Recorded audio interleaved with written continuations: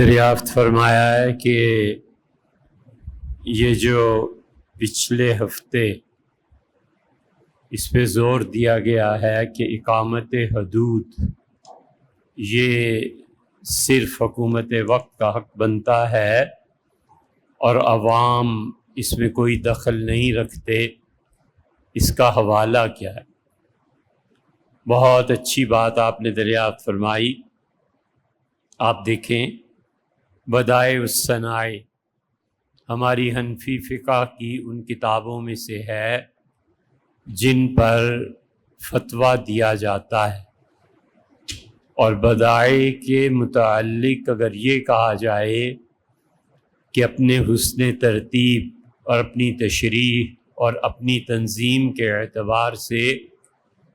ایسی کوئی کتاب فقہ حنفی میں آج تک لکھی ہی نہیں گئی تو یہ کوئی غلط بات نہ ہوگی۔ صاحب بدائع رحمۃ اللہ نے لکھا ہے، اور انہوں نے جہاں حدود کے نافذ کرنے کا بیان کیا کہ حدود کس طرح نافذ کی جاتی ہیں، وہ کہتے ہیں کہ لا خلاف ان القصاص فی القتل، اس میں کوئی بھی ہمارے حنفی فقہا کا یا امت کا اختلاف نہیں ہے کہ جب کسی شخص کو قتل کے بدلے میں قتل کیا جائے گا اور اس کا قصاص لیا جائے گا تو وہ جو حد جاری کرنی ہے اور اس کا سر اڑانا ہے، الا اولو الامر، یہ سوائے حکومت اور اس کے نمائندوں کے کسی کو اجازت نہیں دی جا سکتی۔ فرض علیہم النفوذ، حکومت وقت اور اس کے قانون نافذ کرنے کے ادارے، ان کے ذمے یہ ضروری ہے کہ بالقصاص و اقامت الحدود وغیر ذالک، کہ وہ 3 کام کریں گے۔ ایک تو قصاص لیں گے، قتل کے عوض میں قتل ہوگا، اقامت الحدود، اور شریعت کے مطابق اگر حدود نافذ کرنی ہے تو وہ حکومت خود کرے گی، اپنے نمائندوں سے کروائے گی، اور اسی طرح سرکاری سطح پہ جتنی بھی سزائیں دی جائیں گی یہ ضروری ہے کہ حکومت کے نمائندے اسے کریں۔ لأن اللہ سبحانہ خاطب جمیع المؤمنین بالقصاص، اگرچہ تم قرآن کریم جب پڑھتے ہو تو اس آیت میں واضح طور پر یہ ثابت ہوتا ہے کہ اللہ نے سارے ایمان والوں کو حکم دیا ہے کہ تم قصاص لو، خون کا بدلہ خون۔ اللہ نے جو آیت نازل کی ہے وہ سب مسلمانوں کو حکم دیا ہے، ثم لا يتهيأ للمؤمنین جميعا ان يجتمعوا على القصاص، مگر حقیقت یہ ہے کہ اگرچہ اللہ نے سارے ایمان والوں سے کہا ہے لیکن خدا کی مراد یہ ہے کہ مسلمان حکمران فَأَقَامُوا السُّلْطَانَ مُقَامَ أَنفُسِهِمْ فِي إِقَامَةِ الْقِصَاصِ، لیکن اصل یہ ہے کہ جو حاکم وقت ہے، سلطان وقت ہے، وہ ان حدود کو بھی نافذ کرے گا، اور قتل کا جو مقدمہ ہے اس میں قتل بھی، پھانسی بھی وہ ملزم کو خود دے گا، وغیرہ من الحدود، جو بھی حدود لگتی ہیں اس کو کیا جائے گا۔ وَأَمَّا شَرَائِطُ جَوَازِ اقامتها، اور جہاں تک حدود کے نافذ کرنے کی شرائط کا تعلق ہے، ساری حدود 5 یا 6، تو وہ منہا ما یخص بعض دون البعض، کچھ ایسی ہیں جو کم درجے کی، کچھ ایسی ہیں جو زیادہ درجے کی، لیکن فَهُوَ الْإِمَامَةُ، امام وقت کو یہ حق حاصل ہے کہ وہ ان حدود کو یا تو خود نافذ کرے، وَهُوَ إِن يَكُونَ الْمُقِيمَ لِلْحَدِّ،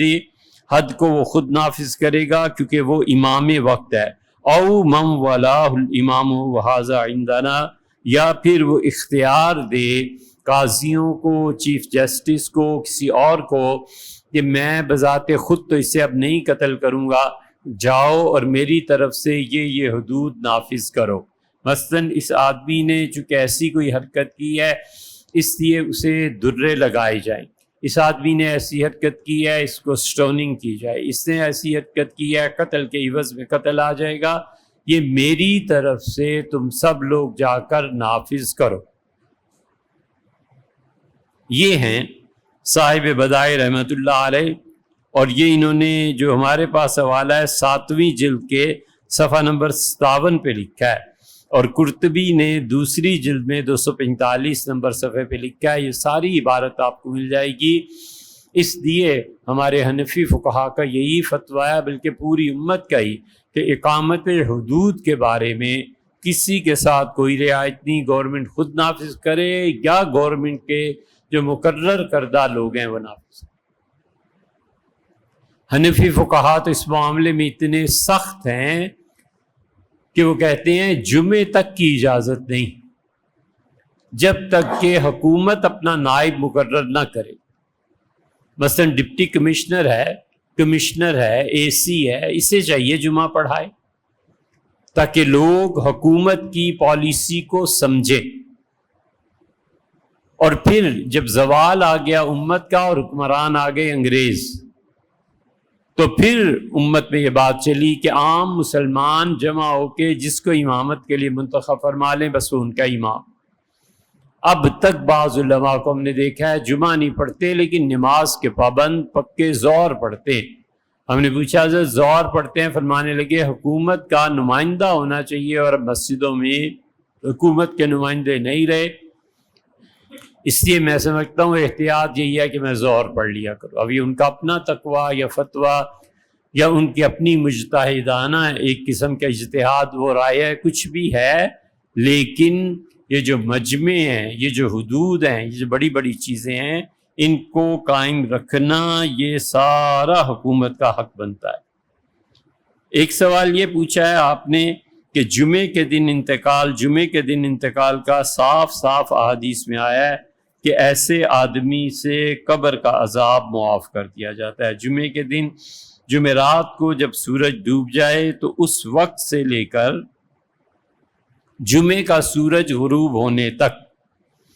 اختلاف اس میں ہے کہ پیر کے دن کسی کی انتقال ہو جائے یہ زیادہ اچھا ہے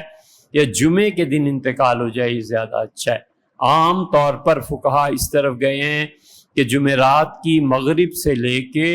اور جمعے کی مغرب سے پہلے تک اگر کسی کا انتقال ہو جاتا ہے تو اللہ اسے عذاب قبر نہیں دے گا، لیکن بعض فقہا کا خیال ہے کہ کیونکہ سوموار کا دن، پیر کا دن اللہ نے حضور اقدس صلی اللہ علیہ وسلم کی وفات کے لیے منتخب فرمایا تھا، اس لیے پیر کے دن کا انتقال حضور صلی اللہ علیہ وسلم کے ساتھ نسبت اور تعلق کی وجہ سے زیادہ اچھا ہے۔ لیکن پیر کے دن کی کوئی چونکہ فضیلت نہیں آئی کہ اس میں دفن کرنے کا کوئی ثابت ہوتا ہو، تو اس لیے اکثر علماء جمعے ہی کی طرف گئے۔ انبیاء علیہ السلام جس دن پیدا ہوتے ہیں نا اس دن میں بڑی برکتیں ہوتی ہیں۔ صحیح احادیث مسلم میں آیا ہے، حضور صلی اللہ علیہ وسلم نے فرمایا میں پیر کے دن روزہ رکھتا ہوں کیونکہ میں اس دن پیدا ہوا۔ قرآن نے انبیاء علیہ السلام کے بارے میں یہ کہا ہے، حضرت یحییٰ علیہ السلام جس دن پیدا ہوئے تھے نا انہوں نے کہا کہ وسلام علیہ یوم ولدت، اللہ کی سلامتی برسے اس دنیا پہ اس دن جس دن میں پیدا ہوا اور جس دن میرا انتقال ہوگا اور جس دن میں دوبارہ اٹھایا جاؤں۔ عیسیٰ علیہ السلام کے متعلق بھی آتا ہے کہ انہوں نے کہا اللہ کی سلامتی ہو اس دن پہ، خدا کی طرف سے سلامتی برسے جس دن میں پیدا ہوا ہوں۔ ایک سوال یہ فرمایا ہے، یہ سوال تھوڑا سا لمبا ہے، خلاصہ یہ ہے کہ ایک شیعہ ہیں اور ان کی شادی سنی عورت سے ہو گئی، اس کے بعد ان کی اولاد ہوئی، پھر انہوں نے دوسری شیعہ خاتون سے شادی کر لی، تو پہلی خاتون جو ہیں ان کا کوئی حق ادا نہیں کر رہے تو وہ خلا کی کرنا چاہتی ہیں، تو اس میں مسئلہ یہ ہے، تفصیل سے سننا چاہیے کہ جو پہلے شیعہ جن سے اس خاتون نے نکاح کیا تھا وہ مسلمان تھے یا کافر؟ اگر اس انڈیویجول کا، اس ایک شخص کا عقیدہ یہ تھا کہ قرآن پورا نہیں ہے، یا اصل میں سیدنا علی رضی اللہ عنہ نبوت تھی ان کی، اور حضور صلی اللہ علیہ وسلم تو ویسے ہی معاذ اللہ استغفر اللہ، وہ یہ کہتا ہے کہ وہی جبریل امین نہیں لائے، یہ سب ایسے ہی ہے، ان باتوں سے وہ کافر ہو گیا، تو کفر کی وجہ سے وہ سنی خاتون جو ہیں وہ تو نکاح ہی نہیں ہوا۔ اب یہ جو 3 بچے پیدا ہوئے، یہ جتنی بھی اولاد، یہ سب کی سب ناجائز اولاد ہے، وہ تو اولاد جائز ہی نہیں ہے۔ وہ اپنے باپ کی وارث کیسے بن سکتی ہے؟ ماں کی وارث بنے گی، ماں کی وراثت کو نفی نہیں کیا جا سکتا، اس لیے کہ بچہ جس کا نسب معلوم نہیں ہے، کوئی پھینک گئی خاتون تو اس کا باپ معلوم نہیں نا، باپ کی وراثت نہیں ملے گی، ماں کی تو ملے گی، اس لیے کہ جب پتہ چل جائے کہ یہ ماں ہے، وہ خود اقرار کرتی ہے میں ماں ہوں، تو اس کی وراثت ملے گی۔ اب اس سے دوسرا نہیں، اور اگر وہ کافر نہیں تھا شیعہ، اس کے عقیدے کفر کے نہیں تھے، قرآن کو بھی مانتا تھا اور چیزیں بھی جو اہل سنہ کے ہیں، صرف یہ کہتا تھا کہ سیدنا علی رضی اللہ عنہ سب سے افضل صحابی ہیں رضی اللہ عنہ، تو یہ کفر نہیں ہے۔ اس صورت میں نکاح ہو گیا، اولاد جائز ہو گئی، اس اولاد کو باپ کی وراثت بھی ملے گی، ماں کی وراثت بھی ملے گی۔ اب اس نے کر لی دوسری شادی، اس نے شیعہ خاتون سے کر لی، وہ جس سے بھی کرے پہلی بیوی کا حق اس پہ باقی ہے، اگر اس کی بیوی ہے نکاح صحیح ہے۔ عورت اس کے خلاف اٹھے، عدالت میں جائے، خلع لے کہ میرے بچوں کا حق نہیں ادا کر رہا، پیسے نہیں دے رہا وغیرہ وغیرہ، جو کرنا ہے خلع اس کا حق ہے، اس شرط کے ساتھ کہ پہلا شوہر، یہ جو شوہر تھا وہ مسلمان تھا، اگر شوہر ہی مسلمان نہیں تھا تو شوہر ہی نہ ہوا تو خلع کا کیا دعویٰ کرنا ہے۔ یہ جتنے بچے ہیں شوہر سے نکاح نہ ہونے کی وجہ سے یہ حکومت کی تحویل میں چلے جائیں گے، اور حکومت وقت انہیں جہاں چاہے جو چاہے کرے۔ مثلاً وہ شیعہ کی اولاد ہیں، یا معاذ اللہ استغفر اللہ، اس برے فعل کا نتیجہ ہے، اور گورنمنٹ کہتی ہے سنیوں کے مدرسے میں پڑھاؤ، تو گورنمنٹ کہہ سکتی، وجہ اس کی ہے کہ کفالت گورنمنٹ کے ذمہ ہے نا۔ یہ بالکل ایسے ہی ہے جیسے امریکن لا ہے کہ وہ بچے کو چھین لیتے ہیں ماں باپ سے اور وہ چرچ بھیج دیتے ہیں کہ چرچ اس کی تربیت کرے گا۔ اب چرچ کی آگے کئی شاخیں ہیں، کون سی شاخ میں بھیجتے ہیں یہ گورنمنٹ کا مسئلہ ہے اور لوگوں کا مسئلہ نہیں ہے۔ دوسری صورت جو ہے وہ یہ کہ وہ واقعی مسلمان تھا، نکاح ہو گیا، اب اس نے دوسری شادی کی شیعہ عورت سے، تو وہ جانے اس کے کام جانے۔ اب شیعہ عورت سے اس نے شادی کی اور وہ شیعہ عورت کافروں کے عقائد رکھتی ہے، تو اس نکاح میں اس کے عقیدے سے راضی ہونے کی وجہ سے اب یہ مرتد ہو گیا۔ مسئلہ پیچیدہ ہے، اس نے دوسری شادی کر لی نا، اگر وہ مسلمان ہے پہلی بیوی کا حق بنتا ہے خلا کر کے لے، طلاق لے لے، کچھ کرے۔ دوسری شادی اس نے کی اس عورت سے جو کہتی ہے قرآن ہی پورا نہیں، وہ کہتا ہے چھوڑو، عورت کو کہتے ہیں چھوڑو قرآن پورا ہے یا نہیں پورا، بس میں اور تم میاں بھی، تو وہ ارتداد اور کفر پہ راضی ہوا ہے نا۔ جب راضی ہوا ہے تو یہ خود کافر ہو جائے گا، جب کافر ہو جائے گا تو اس کا یہ دوسرا نکاح منعقد نہیں ہوا اور پہلی عورت کا حق ابھی باقی ہے، پہلی بیوی کا حق ابھی باقی ہے، اور وہ خلا اس سے لے سکتی، اس سے مطالبہ کیا جا سکتا۔ ایک سوال آپ نے یہ پوچھا ہے کہ حضور اقدس صلی اللہ علیہ وسلم وفات سے پہلے کیا دعائیں مانگتے رہے، تو اس پہ ایک مرتبہ کافی ساری بات ہوئی تھی۔ حضور اقدس صلی اللہ علیہ وسلم کی سب سے اچھی دعا جو موطا امام مالک میں آتی ہے، اور حافظ ابن حجر رحمۃ اللہ علیہ نے بخاری کی شرح اسقلانی نے جو کی ہے رحمہ اللہ نے فتح الباری، بہت اچھی دعا ہے کہ حضور اقدس صلی اللہ علیہ وسلم بار بار اللہ تعالیٰ کی بارگاہ میں عرض کرتے تھے کہ اللہم اغفر لی، اے اللہ میری خطاؤں سے درگزر فرما، ورحمنی، اور اے اللہ مجھ پہ رحم فرما، والحقنی بالرفیق الاعلیٰ، اور اللہ سب سے اچھی دوستی جو تیری ہے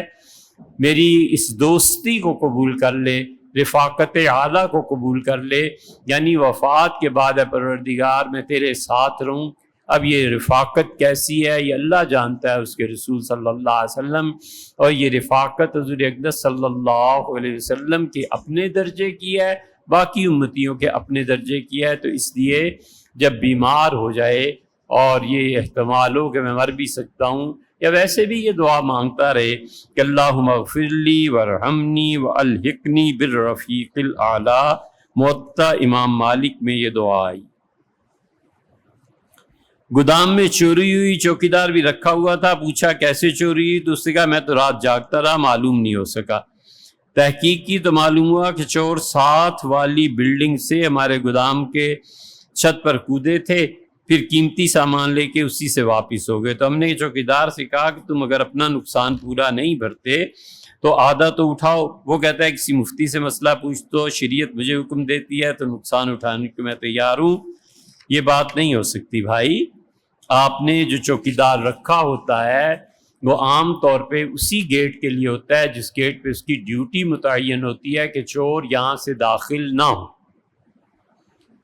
اب چور کسی اور راستے کو اختیار کریں تو یا تو آپ نے اور چوکیدار رکھے ہوتے تو پھر بات ہوتی نا، اور کسی جگہ ہے نہیں اور کوٹھی بڑی ہے، چوکیدار اس دروازے پہ متعین ہے، اسی کا ذمہ دار ہے، اس کے علاوہ ذمہ داری اس کی نہیں ہے۔ اور چھت کی طرف یا جیسے آپ کہہ رہے ہیں کسی اس کا دھیان بھی نہیں گیا اور چور ادھر سے آئے ادھر سے چلے گئے، تو یہ جو چوکیدار ہے اس پہ آدھا تو چھوڑ 10% اور 5% بھی تاوان نہیں ڈالا جا سکتا، اس سے لینا جائز ہی نہیں۔ بیوی کے جھگڑے سے یہ کہہ دیا کہ اگر آج کے بعد میں نے تمہیں باپ کے گھر جانے دیا تو میں مسلمان نہیں ہوں گا۔ پھر کچھ دن بعد وہ اپنی بیوی کو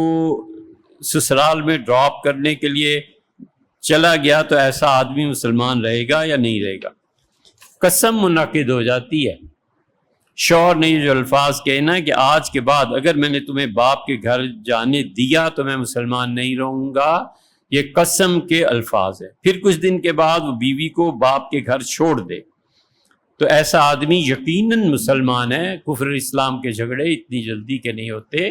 ولیعذ باللہ یہ قسم اس نے گویا کھا لی تھی، اور ایسا کہنے سے قسم منعقد ہو جاتی ہے، تو قسم کا کفارہ اس پہ لازم آئے، قسم کا کفارہ ادا کرے اور آئندہ ایسے الفاظ نہ کہ۔ قسم کا کفارہ کیا ہے؟ قسم کا کفارہ کئی مرتبہ بیان ہو چکا ہے، لیکن مختصر سا یہ کہ وہ 10 آدمیوں کو صبح شام کھانا کھلائے، یا اتنا پیسہ کسی کے حوالے کر دے کہ 10 آدمیوں کو صبح شام کھانا کھلایا جا سکے، اور یا پھر وہ 3 روزے رکھے اور اس سے قسم کا کفارہ ادا ہو جائے گا۔ ایک اور بھی تو ہے، بڑی مارکیٹس میں دکانوں کے باہر سٹالز لگے ہوتے ہیں جو عموماً باہر روڈ پر ہوتے ہیں، دکاندار ان سٹالز کا کرایہ وصول کرتے ہیں۔ سوال یہ ہے کہ کیا حق کے اسبقیت کی آڑ لیتے ہوئے سٹالز یا ٹھیلے کا کرایہ لینا جائز ہے؟ درحال کہ روڈ یا دکان کے باہر کا حصہ دکاندار کی ملکیت سے خارج ہے، اور کیا یہ سٹالز لگانا جائز ہے؟ سب سے پہلی بات یہ ہے کہ وہ جگہ کس کی ہے۔ اگر تو وہ جگہ دکان کے مالک کی نہیں ہے تو سٹالز پہ کوئی کرایہ لینا، ان کو کہنا کہ تم یہاں لگا لو تم اتنے پیسے لوں گا، یہ جائز ہی نہیں۔ زمین ہی اس کی نہیں ہے، وہ زمین تو ہے گورنمنٹ کی۔ جب گورنمنٹ کی زمین ہے تو گورنمنٹ اس سے ملکیت میں کچھ کرایہ وصول کرے تو وہ جائز ہے، ان لوگوں کے لیے جائز نہیں ہے۔ دوسری صورت یہ ہے کہ وہ کہتا ہے چونکہ تم یہاں پر ایک ٹھیا بنا رہے ہو، ٹھکانہ لگا رہے ہو، سٹال لگا رہے ہو، تو اس کی وجہ سے کاروبار میں رکاوٹ پڑتی ہے، تو یہ کہہ سکتا ہے کہ اس کو ہٹاؤ، کیونکہ اس سے گاہکوں کے آنے میں تنگی ہوتی ہے۔ اور اگر 2 صورتیں ہو گئی، وہ کہتے ہیں جی ہٹائیں اسے، میں پیسے نہیں لیتا لیکن اجازت اس لیے نہیں دیتا کہ میرے دکان کا راستہ رکتا ہے، یہ اس کا حق ہے، ٹھیک ہے۔ تیسری صورت یہ ہو سکتی ہے کہ بعض دفعہ جو دکان خالی ہوتی ہے وہ اصل میں اسی کی ملکیت ہوتی ہے، اس نے اپنی زمین پہ دکانیں بنائیں، اس نے کہا مثلاً یہ کہ 12 فٹ کا یہ فٹ پاتھ ہے، فٹ پاتھ کے اینڈ پہ یہاں پر جو بھی ٹھیلا لگائے گا اس کو کہتا ہے کہ زمین میری ہے، دکاندار سے کرایہ وصول کروں گا اور تم سے اس ٹکڑے کا کرایہ وصول کروں گا، تو یہ اس کا حق بنتا ہے۔ یہ تیسری صورت جائز۔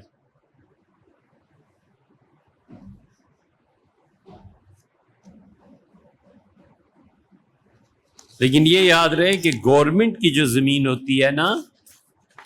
اس میں اگر کوئی چیز رکاوٹ میں آئے گی تو وہ ٹھیلا لگانا بھی جائز نہیں۔ بعض لوگ ٹھیلا لگا لیتے ہیں، ریڑھی لگا لیتے ہیں، این جہاں سے گاڑی نے مڑنا ہے اب وہاں پہ وہ کھڑا ہے۔ اس کی وجہ سے ایکسیڈنٹ کا خطرہ ہے، اس کی وجہ سے لوگوں کی چلنے پھرنے میں، ٹرانسپورٹیشن میں رکاوٹ ہوتی ہے، تو وہاں تو سرے سے ٹھیلا لگانا ہی جائز نہیں بنتا۔ بچوں کی نماز کی سختی کے خلاف ہے، اس درجے تک کہ ایک درس میں یہ کہا گیا کہ بڑے ہو کے وہ پڑھ ہی لیں گے۔ دوسری طرف اب لوگ چھوٹی بچیوں کے صدر کے معاملے میں نرم ہو گئے ہیں اور پیار، انسانیت، اخلاقیات کو دین سے بالا تر سمجھتے ہیں، تو سوال یہ بنتا ہے کہ اس معاملے میں حدیث اور قرآن کی مرد پر اپنے خاندان کی آخرت کی ذمہ داری کا جو فرمان ہے، اس سے اللہ کے یہاں جواب دہی کا کیا بنے گا؟ بھیا بہت سیدھی سادی سی بات ہے احمد صاحب کہ ہم دین کا کسی بھی درجے میں نفاذ، اس پہ تشدد کرنا، مارنا، اسے درست نہیں سمجھتے۔ خاص طور پہ ہمارے زمانے میں اگر کسی بھی معاملے میں بچوں پہ سختی کی جائے گی اور سختی سے کام لیا جائے گا، گھر سے نکال دیا جائے گا، تو عمومی طور پر اگر والدین سے محبت نہ ہو، جو کہ نہیں ہوتی، وہ بچہ کفر کی حدود تک پہنچ جاتا۔ ہم سے پوچھیں کتنے ہی بچے جنہوں نے قرآن یاد کیا اور اسکول، کالج، یونیورسٹی میں پھر جب وہ گئے تو قرآن تو کیا یاد رکھنا تھا، انہوں نے ارتداد سے کم کوئی درجہ رکھا ہی نہیں، مرتد ہو۔ اور قاری اور مولوی اور مفتی جس نے بھی تشدد کیا تھا نا، اسے تو وہ گالیاں دیتا سو دیتا، اس نے اٹھ کے اسلام میں معائب نکالنا شروع کر دیا اور بالکل مرتد ہو۔ اس لیے ہم اب بھی اسی بات کے قائل ہیں کہ جتنی شریعت نے حدود رکھی ہیں بس اس تک مارا جائے، اس سے زیادہ نہ سختی کی جائے۔ بڑا ہو جائے گا پڑھ لے گا، کوئی اور ٹھوکر لگے گی تو پڑھ لے گا، ماں باپ کا انتقال ہے، اور ہزار چیزیں ہوتی ہیں، آدمی بہرحال بڑھ ہی جاتا ہے۔ حضور اقدس صلی اللہ علیہ وسلم نے فرمایا کہ اللہ جس انسان کو جنتی بناتا ہے اور توبہ کی توفیق دیتا ہے، اس کی موت سے 1 سال پہلے تم دیکھو گے اس کے رجحانات بدل جاتے ہیں۔ رجحان بدلنے کا مطلب یہ ہے کہ وہ سوچتا ہے یار بہت اللہ کی نافرمانی کر لی، چھوڑو دفع کرو، چلو اللہ کی طرف جھکتے ہیں، چلو عمرہ کراتے ہیں، چلو کسی اللہ کے اچھے بندے کی صحبت میں بیٹھنا شروع کر دیتے ہیں، تو اللہ اسے توبہ کی توفیق بھی دے دیتا ہے اور وہ ٹھیک بھی ہو جاتا ہے۔ اس لیے تشدد رہ گیا بچیوں کا سطر اور یہ معاملہ، تو یہ تو تعلیم کا معاملہ ہے، ہم آپ کے بالکل ساتھ ہیں، آپ نے سچ لکھا ہے، اس کی تعلیم دیتے رہنا چاہیے، بتاتے رہنا چاہیے، چھوٹے بچوں کو بتاتے رہنا چاہیے، اور اس کا اصل حل محبت، کہ بچے ماں باپ کے بغیر رہ ہی نہ سکے، انہیں پتہ ہو کہ والد کیسے ہیں، پتہ ہو والدہ کیسے، ایسی محبت ہو کہ وہ ٹھہر ہی نہ سکے۔ اللہ کا شکر ہے اس گئے گزرے دور میں بھی انگلینڈ اور امریکہ اور کہاں کہاں روز فون کرتے ہیں، امی کیا حال ہے، ابا کیا حال ہے، آپ ٹھیک ہیں، یہ ہے وہ ہے، تو وہ دل میں جو کسک ہوتی ہے نا وہ نہیں جینے دیتی۔ اور اسی طرح والدین کی دعائیں ان کے حق میں کام کرتی ہیں، دعا مانگتے رہنا چاہیے، وہ اتنی مؤثر ہوتی ہیں، اتنی مؤثر کہ نانی نے دعا مانگی تھی، نانی نے کہا کہ پروردگار اس میری بیٹی کے ہاں جو بھی اولاد ہو، اللہ اسے شیطان کو اس سے دور کر دے، شیطان میرے نواسے نواسیاں اللہ میرے بچوں کو چھو نہ سکے۔ حضور اقدس صلی اللہ علیہ وسلم نے فرمایا کہ لوگوں، جب کوئی بچہ پیدا ہوتا ہے تو وہ روتا ہے، رونے کے کئی اسباب ہیں، میڈیکل میں ڈاکٹرز بھی بتاتے ہیں۔ ایک سبب حضور صلی اللہ علیہ وسلم کا ایک کاز یہ بھی بتایا کہ شیطان اس کی پسلیوں میں انگوٹھا اپنا چبھوتا ہے تو درد کی وجہ سے روتا ہے، اور بھی بہت سی چیزیں ہیں۔ اور آپ نے فرمایا اس قاعدے سے کوئی مستثنا نہیں ہوا۔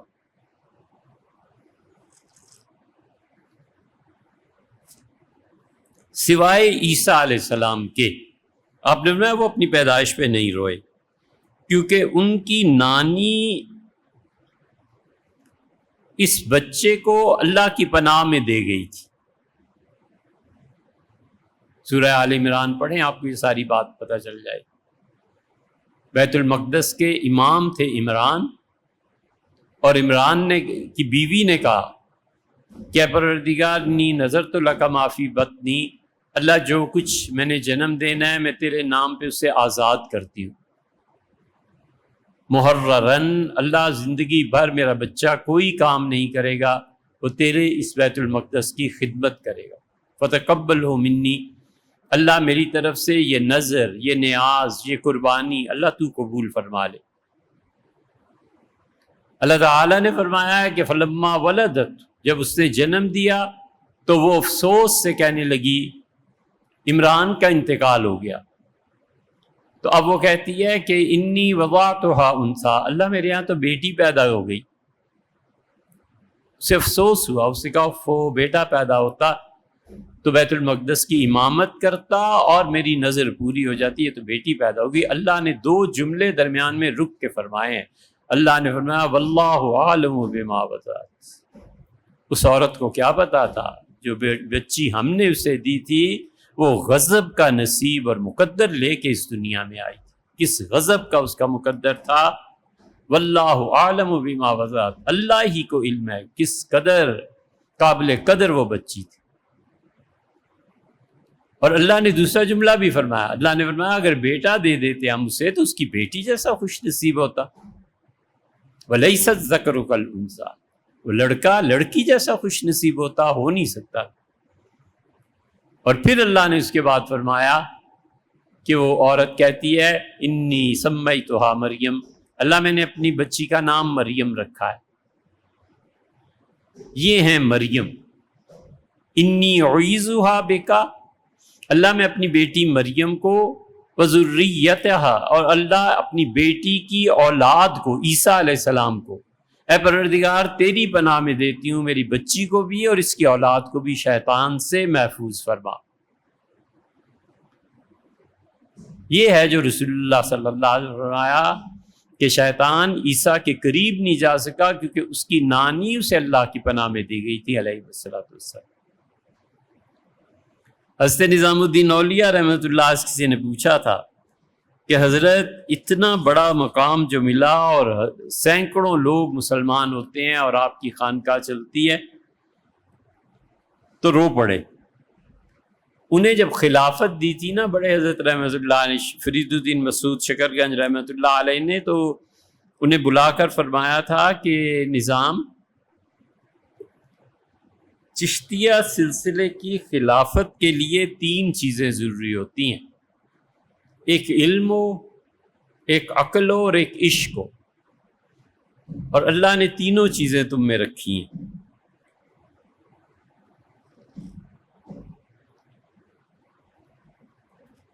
اور میں تمہیں خلافت دے کر دلی بھیج رہا ہوں، اور مجھے اللہ سے امید ہے اللہ سینکڑوں سال تمہارا ذکر جاری رکھے گا۔ میں ایسا درخت لگا رہا ہوں جس درخت کے سائے میں سینکڑوں سال لوگ سایہ پائیں۔ اللہ جانے حضرت رحمۃ اللہ جس جذبے سے کہا تھا وہ اب تک چل رہا ہے۔ تو حضرت سے پوچھا گیا تو حضرت نے فرمایا کہ میں بالکل چھوٹا سا تھا اور دلی میں یہ دستور تھا کہ نیا چاند جب نکلتا تھا تو ہر کوئی اپنی والدہ کے پاؤں چومتا تھا۔ تو چاند جب نیا طلوع ہوا، نیا مہینہ شروع ہوا، تو میں نے جا کے والدہ کے پاؤں چومے۔ تو مجھ سے فرمانے لگی کہ ابھی تو میرے پاؤں چوم رہے ہو اور اگلے چاند کو کس کے پاؤں چومو گے؟ تو ایک دم سے میرے ذہن میں آیا کہ کہیں یہ اپنی وفات کی اطلاع تو نہیں دے رہی، تو میں رونے لگا۔ مجھ سے فرمایا جاؤ اور دلی میں شیخ نجیب متوکل رحمۃ اللہ علیہ نے لکھا ان کی خانقاہ میں دن گزارو اور میں تمہیں بلا لوں. چلا گیا. دیکھتا ہوں ایک دن ہمارے گھر کی نوکرانی بھاگتی ہوئی آئی اور کہنے لگی کہ والدہ کی طبیعت بہت خراب ہو گئی، جلدی آؤ تمہیں یاد کر رہی ہے. میں پہنچا تو فرمایا تم کیا پوچھ رہے تھے؟ میں نے کہا میں نے پوچھا تھا کہ اس چاند پہ تو آپ کے پاؤں میں نے چومے تھے، تو آپ نے فرمایا تھا کہ اگلے چاند پہ کس کے چومو گے؟ تو انہوں نے کہا بیٹے میں اب چلتی ہوں. تو میں رونے لگا اور میں نے کہا مجھے کس کے سہارے چھوڑ رہی؟ تو انہوں نے میرا ہاتھ پکڑا، اپنے ہاتھ کے ساتھ بلند کیا اور کہا اللہ میری اولاد تیرے حوالے.